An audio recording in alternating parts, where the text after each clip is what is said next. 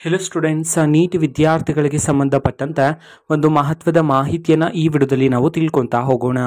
ವಿಡಿಯೋವನ್ನು ಸ್ಟಾರ್ಟ್ ಮಾಡ್ತೀನಿ. ಅದಕ್ಕಿಂತ ಮೊದಲು ಲೈಕ್ ಮಾಡಿ ಮತ್ತು ಚಾನೆಲ್ಗೆ ಸಬ್ಸ್ಕ್ರೈಬ್ ಮಾಡ್ಕೊಳ್ಳಿ. ಸೊ ಈಗ ನಾವು ಇನ್ಫಾರ್ಮೇಷನನ್ನು ತಿಳ್ಕೊತಾ ಹೋಗೋಣ. ಸೊ ನೋಡಿ, ಈಗ ನೀಟ್ ವಿದ್ಯಾರ್ಥಿಗಳಿಗೆ ನಮ್ಮ KA ಕಡೆಯಿಂದ ಆಪ್ಷನ್ ಮಾಡೋದಕ್ಕೆ ಲಿಂಕನ್ನು ಬಿಡುಗಡೆ ಮಾಡಿದ್ದಾರೆ. ಆದರೆ ಇನ್ನೂ ಸಹ MBBS ಕೋರ್ಸ್ಗೆ ಸಂಬಂಧಪಟ್ಟಂತೆ ಸೀಟ್ ಮ್ಯಾಟ್ರಿಕ್ಸನ್ನೇ ಬಿಡುಗಡೆ ಮಾಡಿಲ್ಲ.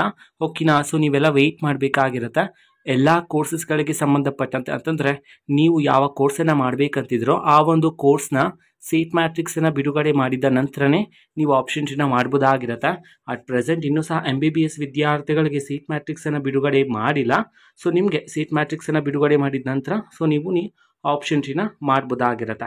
ಓಕೆನಾ? ಸೊ ಇದು ಇವತ್ತಿನ ಒಂದು ವಿಡಿಯೋ. ಮತ್ತೀಗ ನಾವು ಟೆಲಿಗ್ರಾಮ್, ಇನ್ಸ್ಟಾಗ್ರಾಮ್ ಮತ್ತು ಫೇಸ್ಬುಕ್ಕಲ್ಲಿ ಈಗ ವಿಡಿಯೋಸ್ಗಳನ್ನು ಅಪ್ಲೋಡ್ ಮಾಡ್ತಿದ್ದೀವಿ.